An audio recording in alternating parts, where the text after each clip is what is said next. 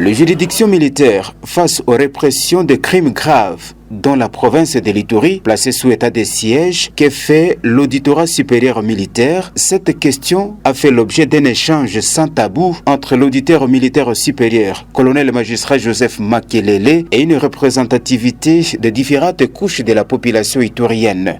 Nous avons l'avantage d'être désignés comme auditeur militaire supérieur. Avant, ici, pour le cas des Ituri, il n'y avait pas d'auditorat militaire supérieur.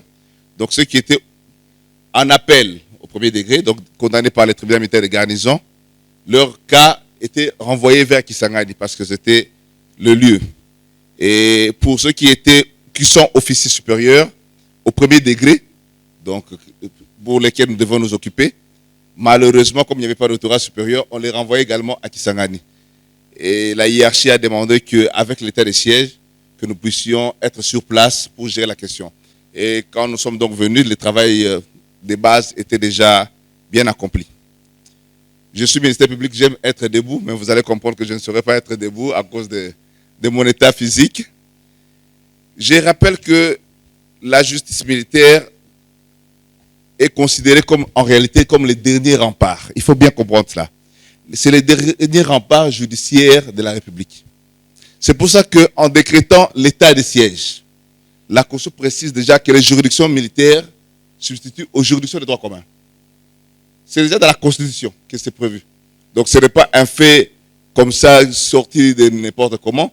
C'est déjà prévu dans la Constitution qui est cette application. Et maintenant, quant aux mesures d'application, malheureusement, il n'existe pas encore de loi parce qu'il fallait également qu'on prenne une loi. Le Parlement n'a pas encore pris. Donc c'est par voie d'ordonnance qu'on essaie de gérer la question. Le président de la République a pris des ordonnances et les officiers, les sénateurs de la justice militaire et justice de droit commun ont eu à prendre également des mesures quant à ce, des circulaires. Et le ministre de la Justice a également réagi. Il y a une circulaire du ministre de la Justice. Dans la Constitution de l'État de droit, en fait, ce qu'on vise, c'est que tout le monde soit justiciable des juridictions. Donc tout le monde ait la possibilité, que chacun ait la possibilité de présenter ses moyens devant la justice, quelle que soit la qualité. C'est pour ça que on peut le constater, en venant en Ituri, nous sommes attaqués plus au début, nous sommes attaqués plus aux officiers supérieurs. Parce qu'il régnait l'impunité à ce niveau. C'est pour ça qu'il suffisait de perdre même une arme, perte d'arme. Nous vous prenons, on vous fait passer devant la cour. Il suffit qu'il y ait une infraction de violation de consigne. On vous arrête, on vous fait passer devant la cour. Même pour les infractions qu'on pourrait considérer comme bénignes. Mais nous, on les faisait passer devant la cour. Parce qu'on voulait imprimer également qu'il n'y a pas d'impunité et surtout pas d'impunité au niveau de l'armée.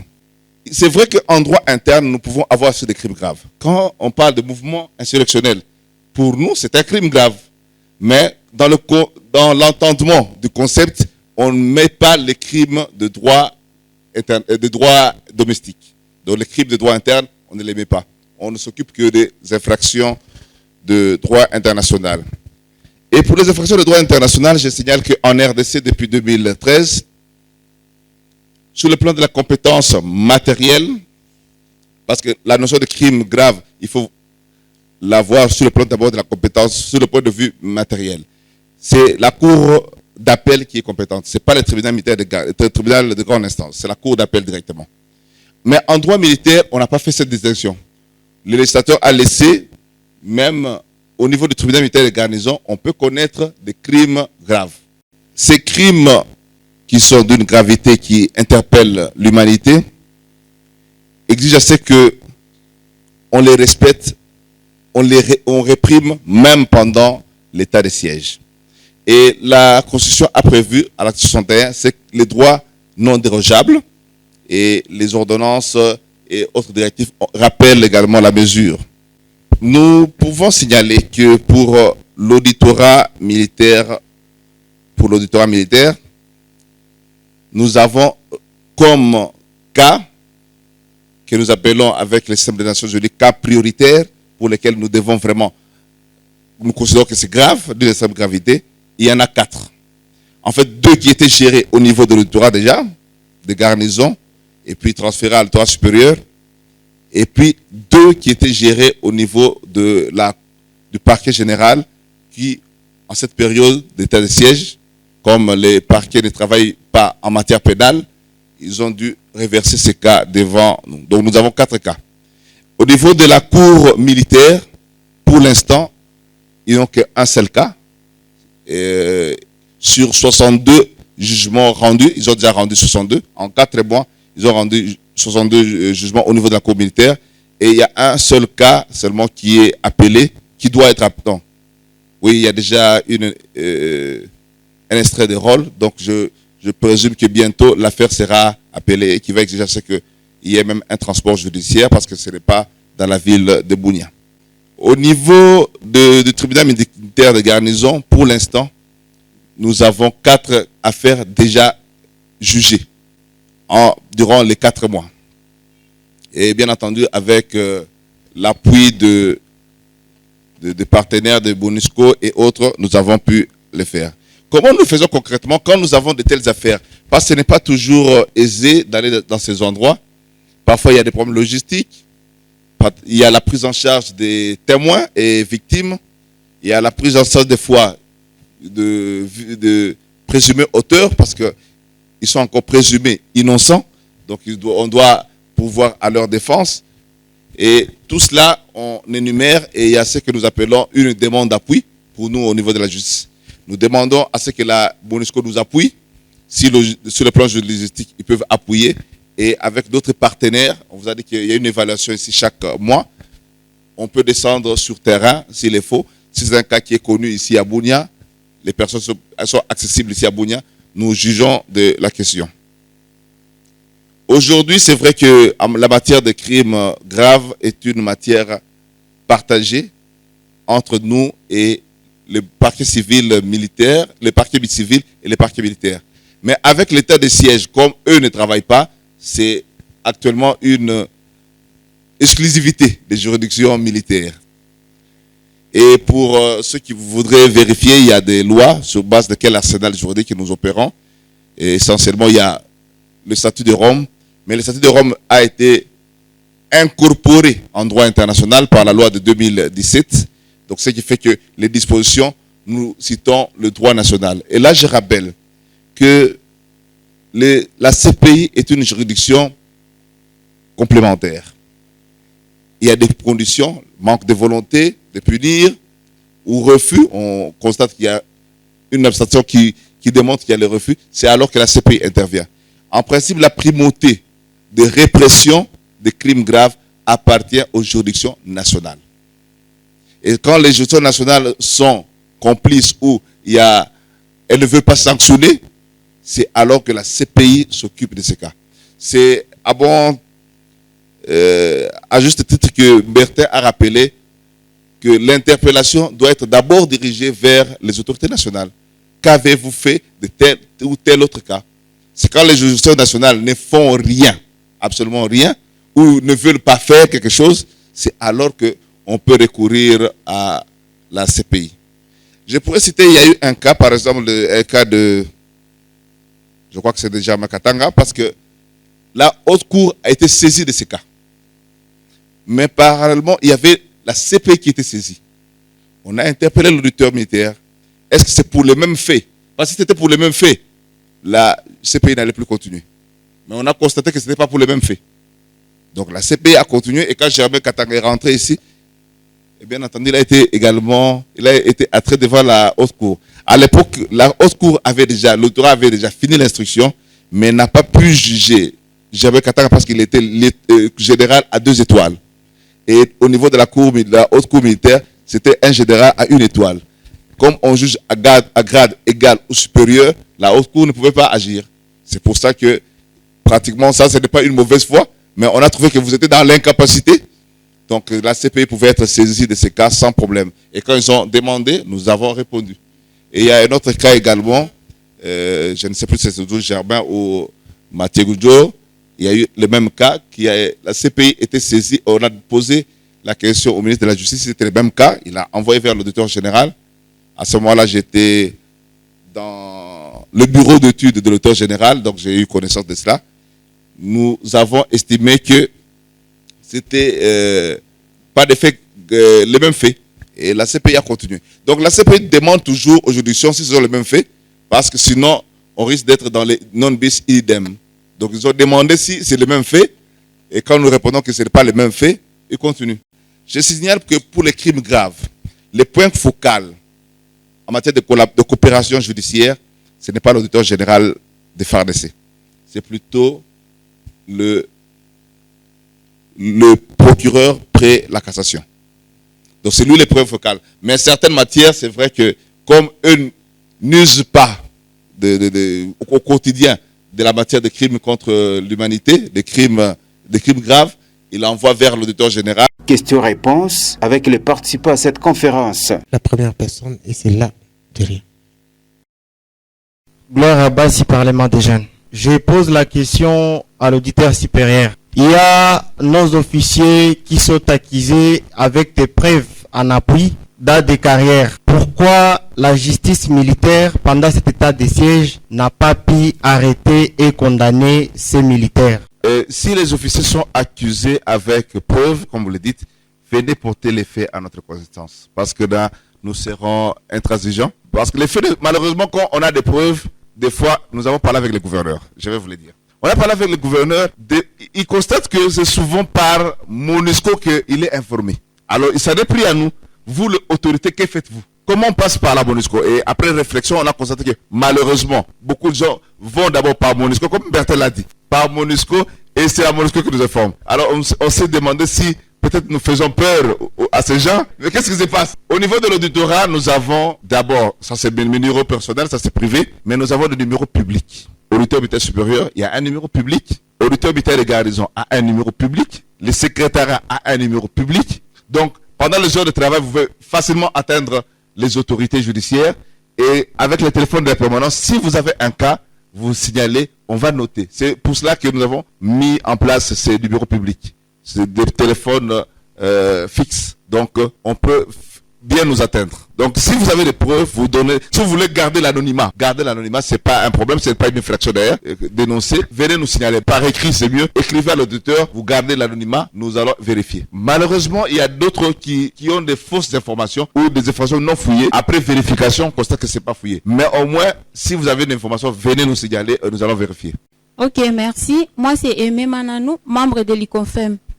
Ma question c'est par rapport à la distance qu'il faut par rapport au logement des militaires. La question est de savoir à quelle distance normalement la population peut loger par rapport à la base militaire ou au dépôt logistique militaire. Je n'ai pas la loi avec moi, je ne pourrais pas donner avec exactitude la distance parce que c'est par rapport au type d'armes et autres, mais on prévoit une distance. Je vais donner le cas de Kibumango.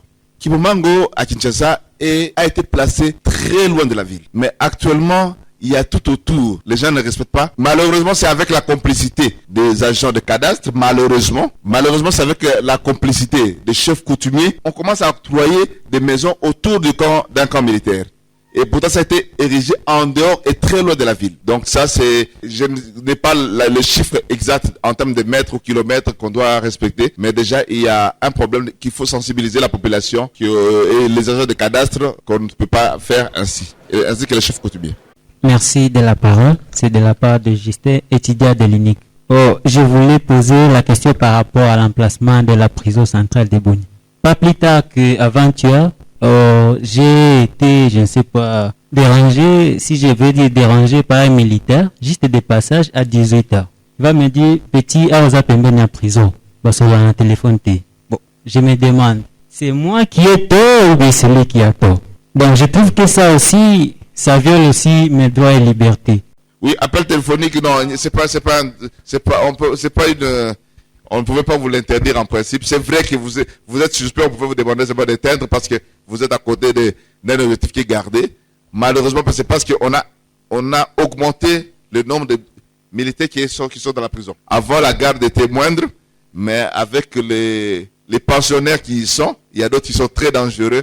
On a dû augmenter le nombre de militaires et d'autres profitent pour tracasser la population. Donc, ce que vous dites là, je vais le mentionner pour en parler au commandant région parce que c'est lui qui gère la prison. Ma question est celle-ci. Nous voyons parfois qu'on arrête les militaires qui sont au front, qu'ils ont commis des crimes. Or, il y a des Codeco à cravate, il y a des FPIC à cravate. Parmi nous, à Ituri, ils ne sont pas arrêtés. Les pourquoi? La répression des criminels en cravate ou de la criminalité à col blanc, effectivement, je crois que c'est ce que nous voulons implanter. Quand nous poursuivons même l'élite, ceux qui sont considérés comme l'élite ou les grands chefs, c'est ce que nous voulons effectivement asseoir, qui ne sont pas au-dessus de la loi. C'est pour ça que vous avez appris par exemple qu'il y a eu un député provincial, nous sommes passés avec lui en flagrance. Donc, comme si on nous informe à temps, nous ne pensons pas que ces gens seront impunis. Ils seront condamnés comme les autres. Ma question revient toujours à l'auditeur. Il n'y a pas un ordre pour interdire aux militaires de porter l'arme dans la ville. Parce que s'il y a la criminalité aujourd'hui, c'est parce que les militaires ils sont libres de porter l'arme parmi les populations. Dès qu'il n'y a pas de loi qui a interdit ça. Ok, on va prendre les dames. Mais en fait, il pose la question parce que le militaire là, il va avec cette arme boire partout, au deuil, etc. Est-ce que c'est normal? Les armes, la question sur les armes dans la ville, dont la loi est claire, même les règlements, on ne veut pas que la ville soit militarisée. Mais malheureusement, le contexte politique ici a exigé que les militaires se promènent. Ailleurs, les militaires se promènent sans armes. Ils trouvent les armes là où ils vont, donc au poste là où ils vont. Ils quittent leur maison sans armes. Ceux qui gardent les armes dans leur maison, c'est une violation des consignes et on les poursuit. Mais ici, avec les incursions malheureusement rebelles, on a accepté que certains militaires aient des armes à la maison. Donc ça, c'est, je crois qu'avec la calmie que nous constatons, on peut rentrer à qui est prévu, que les armes soient dans des dépôts d'armement et non entre les mains des militaires. Je voulais poser la question sur l'état de siège. Donc, l'état de siège, c'est pour la paix en Ituri. Mais en réalité, nous trouvons beaucoup de menaces donc, entre les militaires et la population. Alors, nous ne savons pas si les militaires sont là pour la paix ou pour menacer donc la population, surtout le soir. L'état de siège, c'est là, en fait, on peut résumer comme la réinstauration de l'autorité publique.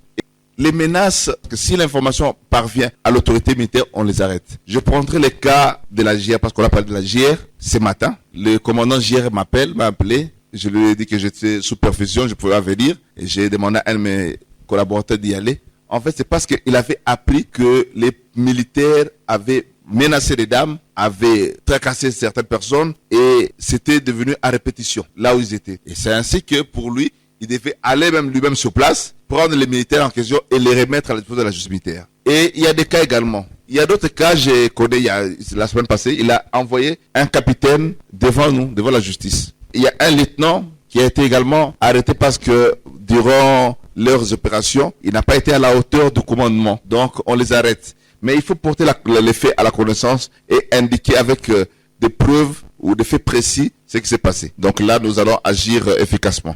J'ai deux petites questions. La première est de savoir, nous avons tous lu sur les réseaux sociaux l'arrestation d'un acteur, d'un homme qui est sur laquelle, à la main de laquelle on a trouvé les documents de plusieurs groupes armés ici en Ituri. Je me demande si, qu'en est-il avec ce dossier, parce que il faut que la population sache comment ça évolue. La deuxième question est de savoir, dans le cas où un présumé sort innocent, qu'est-ce que la cour militaire réserve pour lui qui est sorti innocent, alors que peut-être il a fait 2, 3 mois, 4 mois en prison.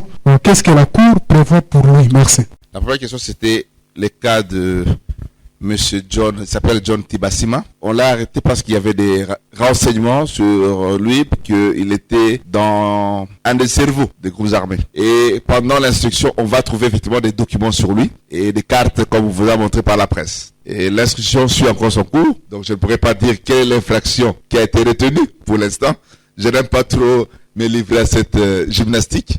Quelle est l'infraction qui sera retenue? Je ne vous le dirai pas pour l'instant. Mais dès que ça sera retenu et qu'on va envoyer au juge, avant d'envoyer au juge, il se pose déjà un problème. Au début, quand on l'a arrêté, on disait qu'il est avocat. Mais la qualité a été déniée. Il n'est pas avocat, mais il est défenseur judiciaire. Parce qu'il était avocat, on allait saisir directement la cour militaire, parce que les avocats ont un privilège de juridiction. Mais les défenseurs militaires passent devant le tribunal militaire de garnison. Donc, nous attendons encore quelques éclaircissements sur son statut réel, professionnel.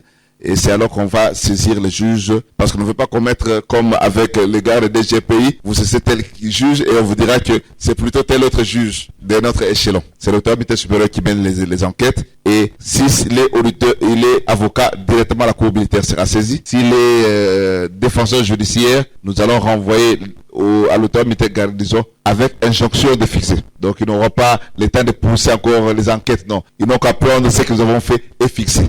Bon, cas d'innocence, en droit international, nous avons connu avec la CPI, on a détenu Bemba pendant tout ce temps, il pourrait dire pendant 10 ans, mais malheureusement, il n'y a pas eu indemnisation, parce que le mécanisme pose problème dans beaucoup de cieux. Je crois que seulement, quelques cas, je pourrais citer, j'ai lu, que l'Allemagne prévoit cette possibilité, qu'il y ait indemnisation en cas d'innocence. Si on vous a détenu pendant longtemps, vous pouvez demander qu'on vous soyez indemnisé. Mais en droit congolais, c'est pas prévu. Donc si on vous arrête pendant des mois et des années au niveau du parquet et que même vous allez devant le juge, on dit que vous êtes innocent, il n'y a pas d'indemnisation. Mais il y a une possibilité, c'est l'action récursoire, réconventionnelle. Là, on peut le faire, accuser ceux qui vous ont accusé. Mais c'est possible quand c'est un individu qui vous a accusé. Mais quand c'est l'État, là, ça pose problème. Bon, il y a des mécanismes également qui sont en vue dans d'autres cieux, avec les ombudsman et autres. On sait comment indemniser. Mais pour le moment, c'est pas encore poussé, l'indemnisation. Dans le cas de réparation aux victimes, on peut également, parce que la personne devient victime, on peut également réfléchir en ce sens. Et qu'est-ce qui a motivé l'organisation de cette conférence interactive? Réponse avec Richard Pitoua, directeur de la radio Canal Révélation. Nous avons vu que il y avait pas, la voix de gens qui subissent les crimes n'était pas entendue. On vous tue, on vous pille, on vous vole, mais on ne sait pas exactement qu'est-ce qui est fait. Il y a quelque chose qui s'est fait, mais pas peut-être assez. Et les gens se plaignent aussi que bon, l'auditeur supérieur, il est très loin. Est-ce qu'on peut le voir? Est-ce qu'on peut discuter avec lui, hein? Le chef de bureau conjoint des Nations Unies aux droits de l'homme, on ne peut pas le voir tout le temps. Donc ici, nous l'avons amené devant les gens parce que les gens veulent tout ce que la MONUSCO fait, tout ce que la justice fait, c'est pour rendre à la population ses droits en fait, pour que nous soyons dans un monde qui est sain, qui est juste, etc. Et donc cette population, cette base-là, devait être en contact avec les autorités. Nous avons fait cette interaction. Initiative saluée par les participants qui déclarent acquérir nombreuses connaissances. Vraiment, je vois comme quoi notre justice est avec une organisation qui est bien structurée. Et avec tout ce qui se fait aujourd'hui à l'état de siège, je crois bien, nous avons bien acquis la matière et nous allons la mettre en pratique pour que la jeunesse et d'autres personnes qui sont dans l'ignorance puissent en avoir, à savoir comment est-ce qu'on peut faire dans l'état de siège, comment est-ce qu'on peut intervenir avec tous les problèmes qui peuvent se présenter. Quand tu as un problème avec un militaire, comment est-ce que tu peux faire des plaidoiries pour que il puisse être jugé quand il vous en fait du tort. En tout cas, l'atelier a été magnifique, surtout notre participation dans cet atelier. Étant qu'étudiant, ça nous a permis vraiment de faire des recherches sur beaucoup de choses qu'on a appris beaucoup de choses apprises dans cet atelier. Rappelons que cette interaction entre la population et les différents experts, dont l'auditeur militaire supérieur, autour de la lutte contre l'impunité pour l'amélioration de la justice en Ituri, a été organisée par la Radio Canal Révélation avec l'appui financier de son partenaire OSISA.